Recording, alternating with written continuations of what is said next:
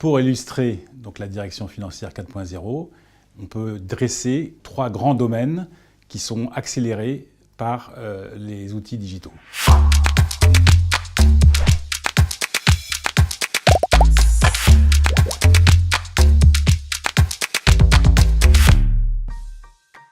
Le premier grand pilier, c'est l'amélioration des services financiers. Alors, bien sûr, il y a l'automatisation, la digitalisation des processus financiers, notamment des processus transactionnels. Mais on voit aujourd'hui, c'est émergent, de la data factory, du digital tax et d'autres applications de ces améliorations. Cette automatisation, elle est aussi impactée par l'automatisation cognitive, c'est-à-dire avec du machine learning. Les données, elles aussi, sont organisées différemment. On a affaire à des data lakes, à du cloud, et sur ce cloud, justement, on peut avoir accès à de nombreux logiciels, à de nombreuses applications.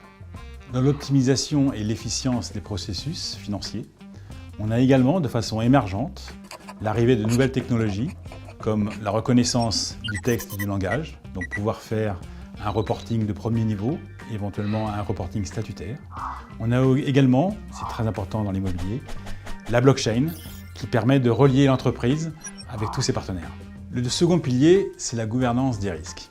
La gouvernance des risques avec les 3 C. Le premier, c'est la cybersécurité, sur lequel le directeur financier doit s'impliquer. Le second, c'est le contrôle interne digitalisé, qui permet un contrôle interne beaucoup plus exhaustif et de permettre un benchmark avec des métriques externes à l'entreprise. Et le troisième, c'est la conformité, et des choses comme la blockchain peuvent permettre de sécuriser les informations et les rendre traçables. Le troisième pilier de la direction financière, c'est apporter de la valeur ajoutée à ses partenaires, notamment avec la data visualisation, le storytelling et les smart data, c'est-à-dire les données actionnables immédiatement. C'est aussi et surtout les advanced analytics, c'est-à-dire les prédictions, les prévisions, les simulations, voire les prescriptions. C'est par exemple simuler l'impact sur le besoin en fonds de roulement d'une nouvelle stratégie, d'un nouveau plan opérationnel, d'une nouvelle offre. Ces techniques-là, elles sont fondamentales pour la direction financière et notamment pour les contrôleurs de gestion.